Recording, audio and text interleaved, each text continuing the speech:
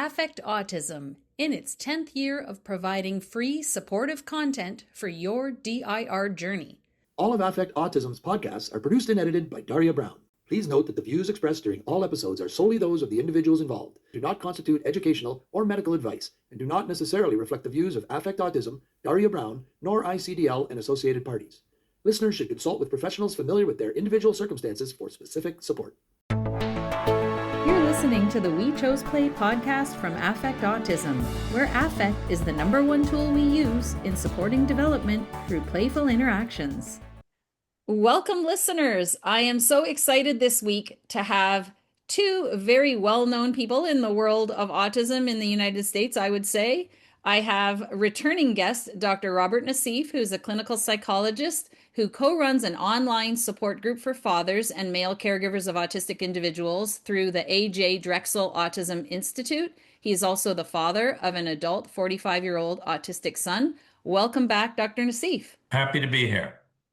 And I also am thrilled to finally meet, not in person, but over Zoom anyway, Dr. Stephen Shore, who is an autistic self-advocate and professor of special education at Alephi University in New York.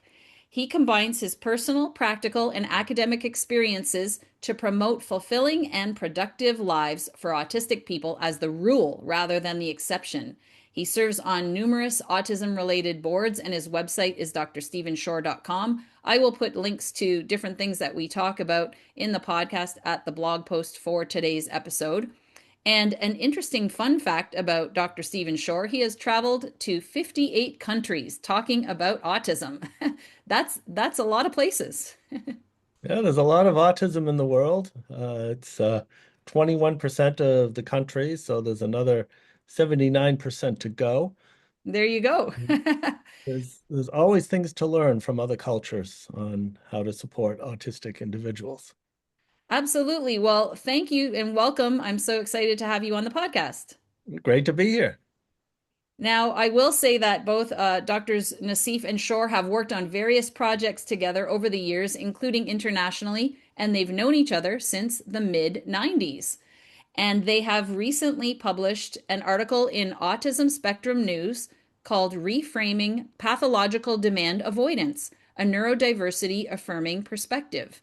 So we are going to talk about basically a reframing in a neurodiversity-affirming way what I've heard self-advocates talk about for a long time. They prefer the term persistent drive for autonomy. So who would like to go first and talk about where did the idea for this article come up in the first place? For me, it comes up when I hear parents say, oh my gosh, now my kid's got another diagnosis, pathological demand avoidance, and they're just overwhelmed. So that's how I became interested in this. As for me, my interest is how can we better explain why these avoidance behaviors are occurring? And if we look at what's happening, both sensorially wise and cognitive wise, so how do we perceive the environment, which is often different than other people, and likewise how we think. How do we think, especially when it comes to something unexpected happening or a demand is placed upon us? And also we need to include the emotions because autistic people, just like everybody else, have emotions.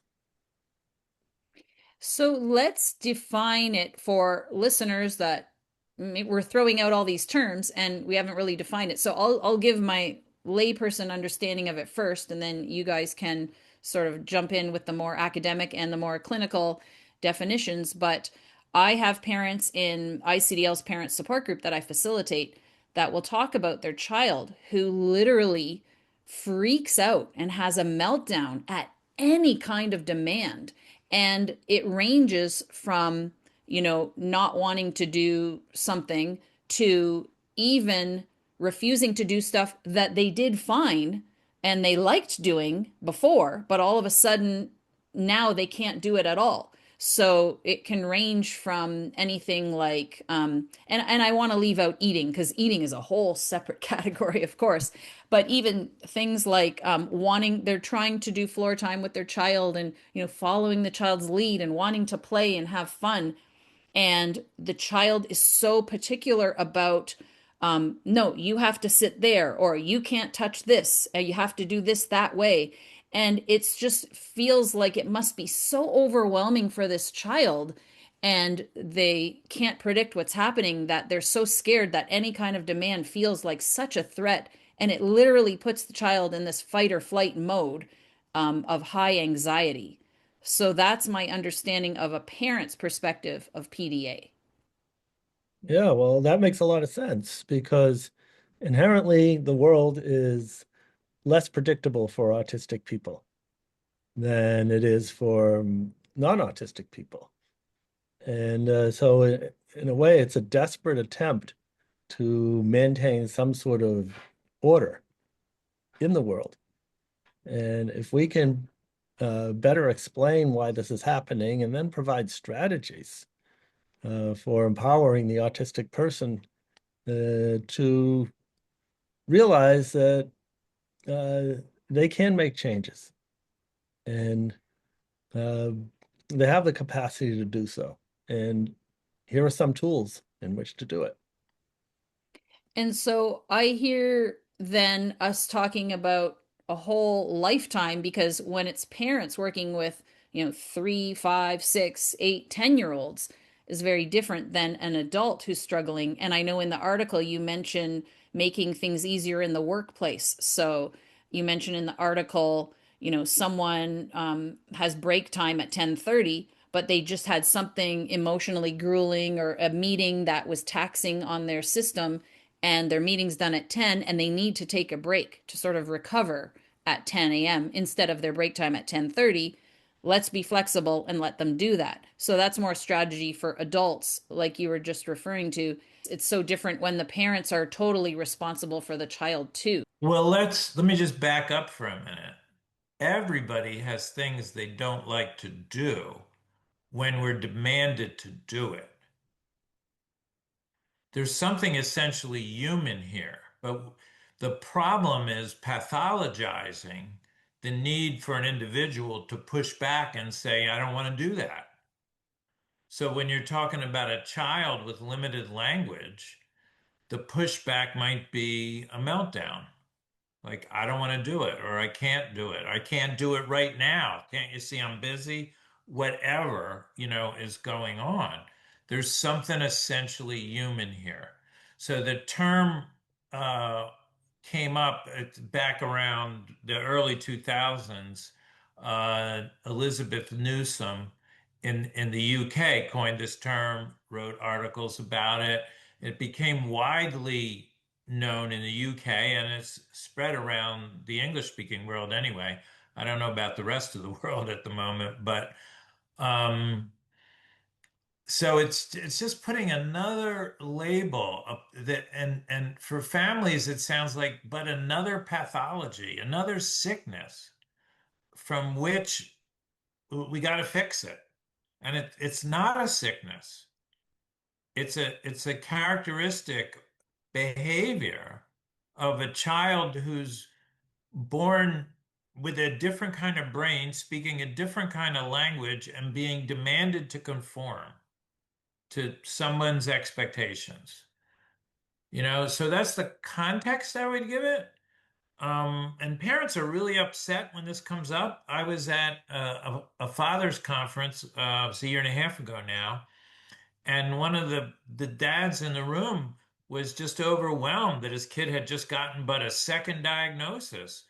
And he said he was told, and he had ABA therapy for his child, and he was told that ABA therapy would not cure this. And I said, well, some kinds of ABA therapy may have actually caused it. Like when you're asking a child to do something the same way and get it right 7 out of 10 times, you may really be creating resistance instead of teaching a skill. So we're trying to look at this from the point of view of helping children develop and adults the skills they need to navigate the real world. And Dr. Shore brought up that so much is going on in the sensory environment. And of course, they're understanding things differently, they're perceiving things differently. And so, this demand that's placed on them, which might not seem like a very serious demand to some people, seems like overwhelming pressure to the autistic child or adolescent or adult. Yeah, sure. Yeah. I mean, it does seem to be overwhelming pressure. To a non-autistic person, it probably feels like you have to do it now, immediately, and you have no choice.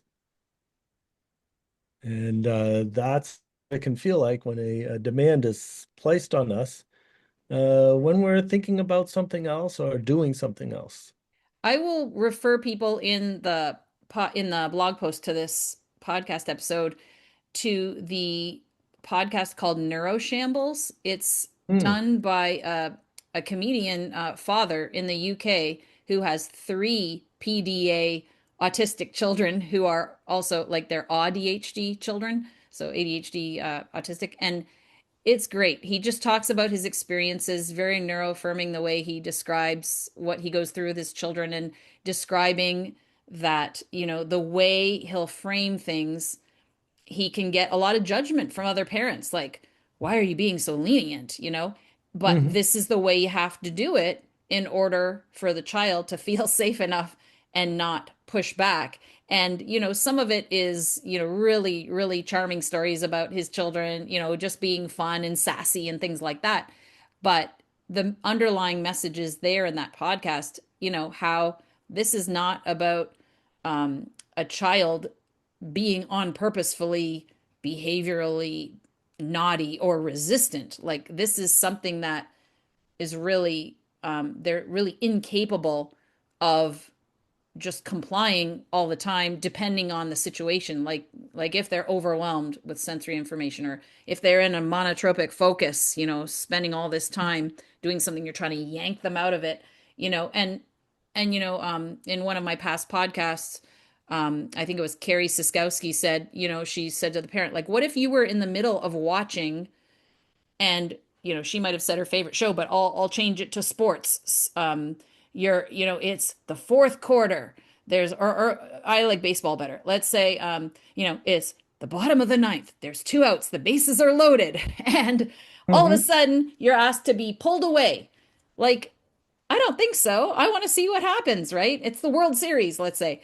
And Right. so that's the kind of pressure you're putting on your child when you're doing this demand in Yeah. And then what, and then what parents are being told is, aha, this is oppositional defiant disorder. They're given a psychiatric term that makes their child sound even more impaired, disabled, defective. And what we're trying to do in the floor time world and beyond, like neurodiverse affirming people everywhere, is see people who are different as part of the human spectrum. And instead, people are being, their children are being stigmatized further. The family is being stigmatized further for what might seem like in the example you gave, like a rational reason. That's one of the other terms, a Right. rational reason to protest. I want to see the end of the game. That's rational. That's not irrational, but it Right. might cause a meltdown. So we want to be oriented toward what are the skills the child needs, or the adult needs, or the teenager needs. or the parents need who are Hmm. raising the autistic child.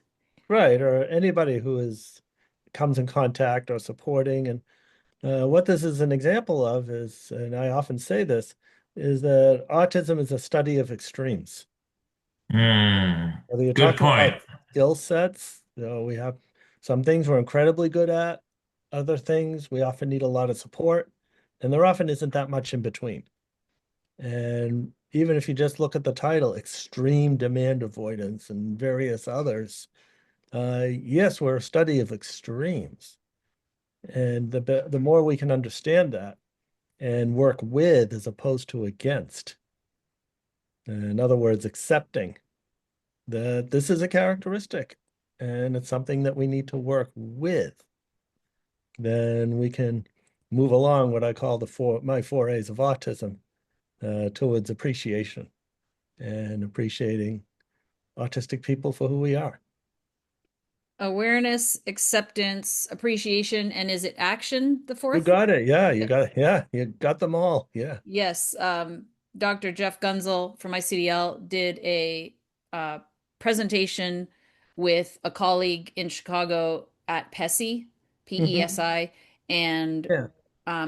me and Terrell Burgess, who also works at ICDL, were the autistic voices, and I was the voice of, parent advocate talking about using the 4 A's around autistic masking. And we were using your 4 A's as the framework to understand. So that's why I knew what they are. Yeah, it's a great honor. I remember Jeff, as he always does, he's always very careful when he's using material from other people. And we had a long conversation to make sure that he understood the 4 A's and that he was using them in the way that I, I meant them to be used. And he was spot on. I really want to go on this path that you mentioned of extremes. And, I'm going to start off with something that may be an irrelevant aside to some of the listeners. Please forgive me. I am autistic. Hold on and wait for where I'm bringing it to. But I talked about this with Dr. Angela Kingdon. I was on her Autistic Culture podcast, and I can't remember how it came up, but anyway, I mentioned I have a master's in personality psychology, and I got frustrated when, looking at all these different personality scales, and let's just use the big five because that's what's pretty common out there. Extroversion, introversion is the first factor.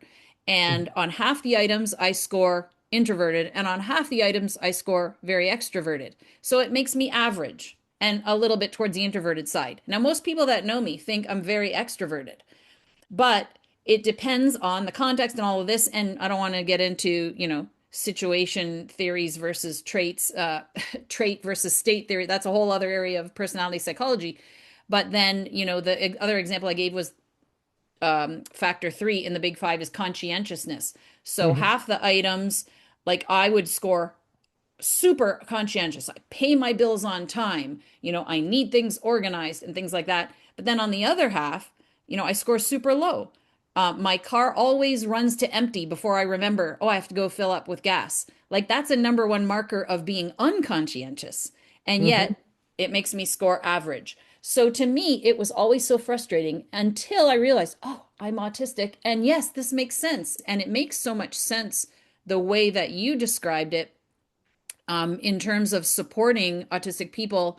Let's accept this about the child and work with it as opposed to against it. Because, especially in schools, I hear so much from parents in the parent support group. And that's just my little small world of floor time parents, let alone what you hear in the larger world of education, where kids are just being expected to comply, period. And if Right. they aren't, they get in trouble. So I like that this article is, I feel like the self-advocate world has been there for years, but Hmm. this is really bringing it to the more, let's say, slow-moving government systems, worlds of, academia and different kinds of things that tend to be those slower moving beasts. Just really putting it out there like this is a different way to conceptualize what's happening. And you may or may not disagree with what I just said. Any thoughts? I Yeah. agree completely, Daria. I mean, in terms of like the slow moving terrain, I mean, people have been led to believe this is a real thing, and it's not. I mean, it's a real thing in terms of it's describing the behaviors that occur, but it's not a real accepted diagnosis in the DSM.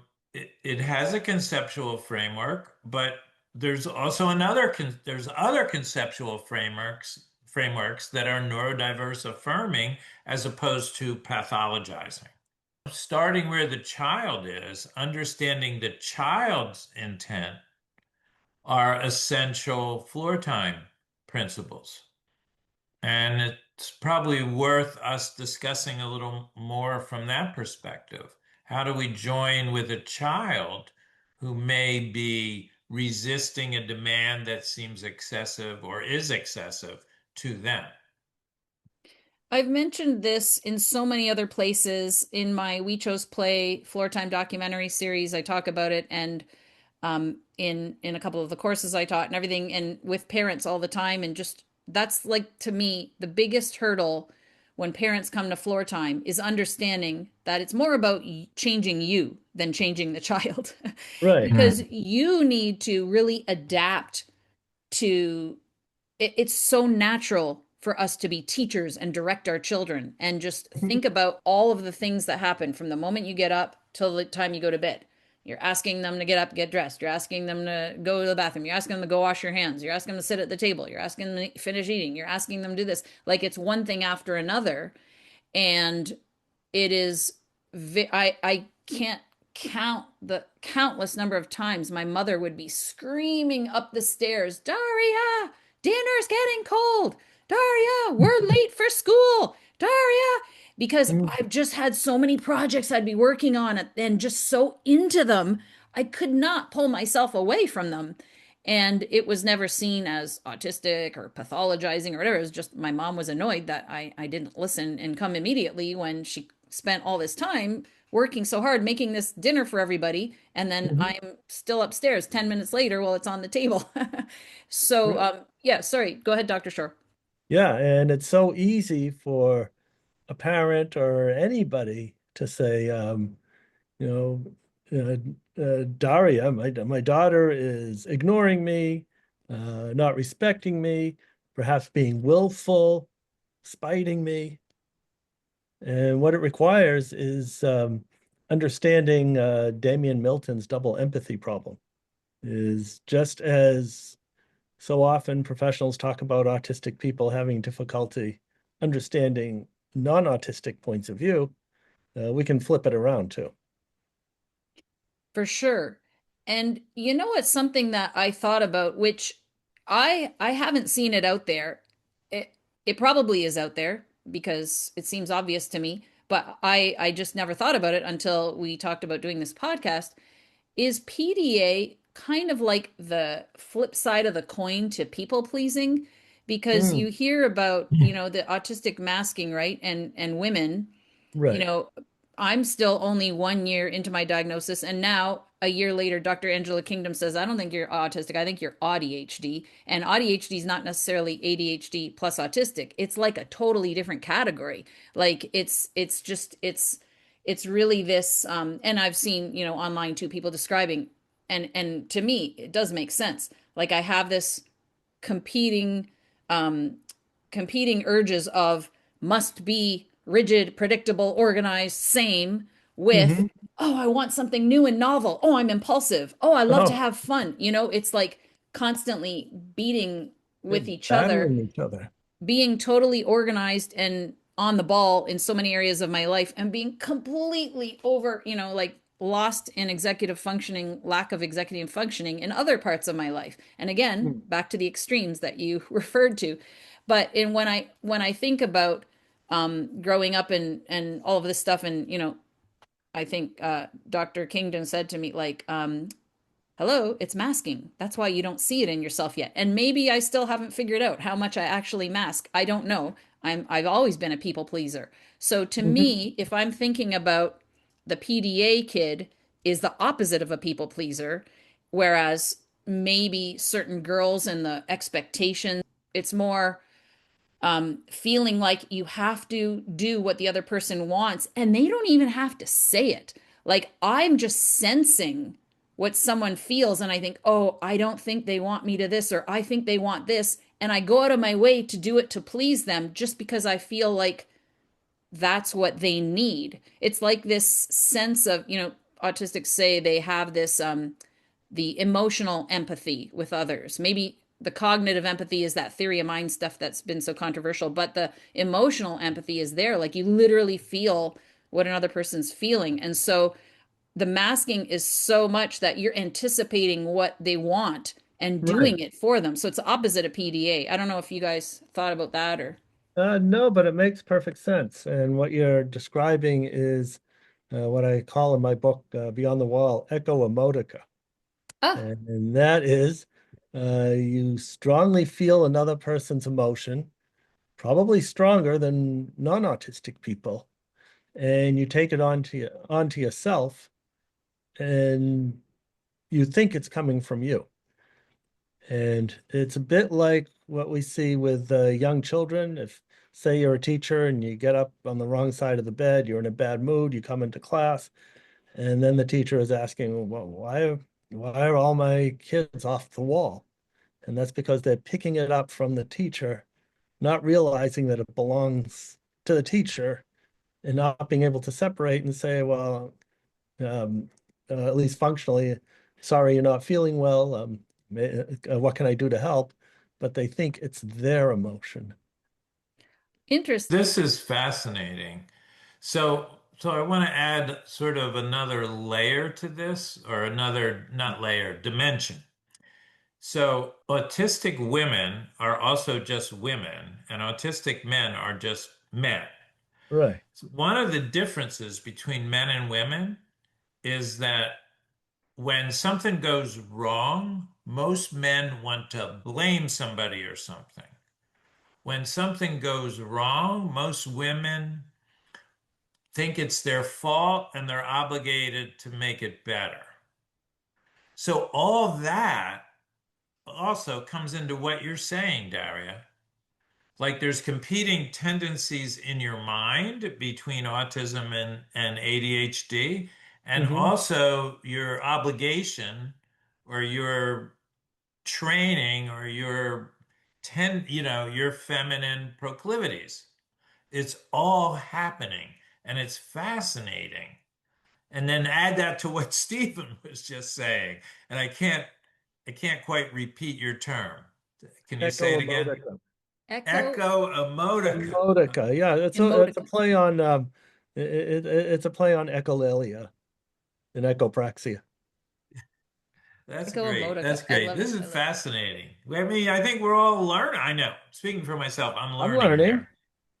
Well, and then you throw in how many autistics have different gender identities. So they don't Hmm. identify as man or woman, or identify more as one, more as another.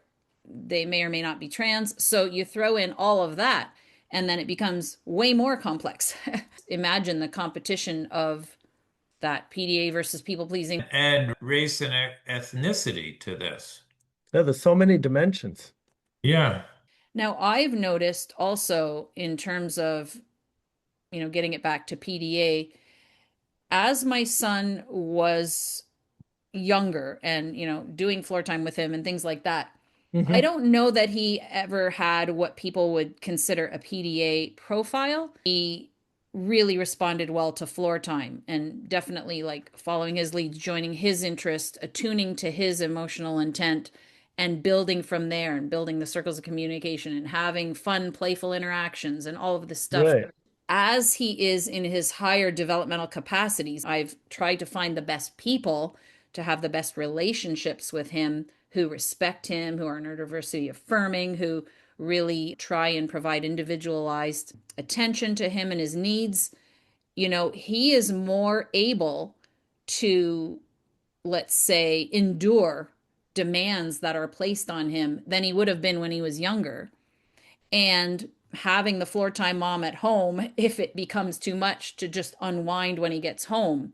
Now, Hmm. that is not true for every child. They're still going Right. to have that PDA profile and not be able to do that. But in my son's case, having to learn certain structures and follow rules was the type of demands that were placed on him in a Hmm. way that was learning appropriate ways to be social with others in a group setting in Right. a way that was neurodiversity affirming and not punishing and not restraining Hmm. and not isolating him.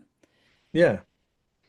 It's a question of finding a good therapist who will really respect the child as an individual and the parent's perspective and work together with people.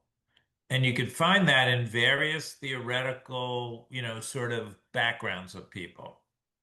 It's Right. basically humanistic. Yeah. So that suggests that it's the what's most important is the person The who R and the DIR, the individual is with. relationship, Yeah. the relationship. Yep. Right. I write about that in my book, and partly on the suggestion from you, Dr. Naseef, and from Dr. Levine as well, that when you have people who really don't have any options and they absolutely need childcare to survive, you don't want to chastise people for choosing the only option they have. And so in my Right. book, I talk about it's, more important than the approach. Of course, I will always advocate for a DIR approach because that's what I believe in. But most important is finding professionals who really love your child and want to support them and be there with them and aren't going to do harmful things to them, like isolating them, punishing them, making them feel bad for things that are out of their control and things like Right. that. And you have good-hearted people wanting to help autistic populations. Who cares what it's called as long as they're helping your child and supporting your child? Now, if they're Right. not, of course, we hear Yeah. this all the time, like the public schools. All the kids are in public school, and so much of the public school is behavioral and compliant based. And my initial research uh, back in 2006, 2007 for my doctoral dissertation was comparing different approaches, including DIR. And I interviewed Serena Weider for that part of my dissertation. And my goal was and still is to move the conversation from trying to prove which approach is the best to which approach best meets a child's profile at this particular time. So again, getting back to that unique profiles and individual focus. When you've met one autistic person, you've met one autistic person. Looking at each person as an individual, really meeting everybody where they are at, and focus on relationships, meeting the child, attuning to the child or adult. That's out of order, the D, I, and the R, helping work out ways that they can live up to their potential and be supported where they need support to thrive. And wouldn't it be great in an ideal world if everybody could have that? Absolutely. Any last points that you guys want to make about your article, the message that, I mean, you made it pretty clear, Dr. Naseef. We don't want to pathologize somebody for characteristics. And Dr. Shore, you made the point, like, especially when there's sensory stuff going on and our brains are different and all of these things that aren't taken into consideration. We don't want to put this stamp on someone like PDA. Right. But at the Right. same time, we want to acknowledge that you have persistent drive for autonomy and the reasons for it. Yeah, and that's the key, that one word, reasons, the reasons for, and understanding what is happening. Because if we understand, through understanding, we then can provide better support. And that's what it's all about. Individualizing the support through a caring, loving relationship. So, how do we set limits effectively? How do we handle meltdowns and other upsets effectively in a way that individuals need? And I'll refer to the DIR Dialogues podcast I did on limit setting in floor time and how important boundaries and setting limits are, but in a way that is respectful and looking at the child's individual profile. It really is about that I in DIR, taking into account Right. everybody's individual differences. Mm-hmm. Thank you so much, both of you, for sharing your insights and information. And for this article, I understand that an academic article is under construction. Yeah. under construction. I will put links to things that we discussed at the blog post at affectautism.com. Thank you, everybody, for listening. Feel free to link to Dr. Naseef or Dr. Shore if you have comments or thoughts about it, or to Affect Autism, my contacts. Thanks so much. Until next time, here's to choosing play and experiencing joy every day. Thank you for listening. This episode of We Chose Play was made possible with the generous financial support of Affect Autism's members and of the International Council on Development and Learning, ICDL.com. If you liked this episode, please share it with someone, like and subscribe, sign up for the newsletter at affectautism.com, and follow us on Facebook, Twitter, YouTube, or Instagram. Find out more at affectautism.com.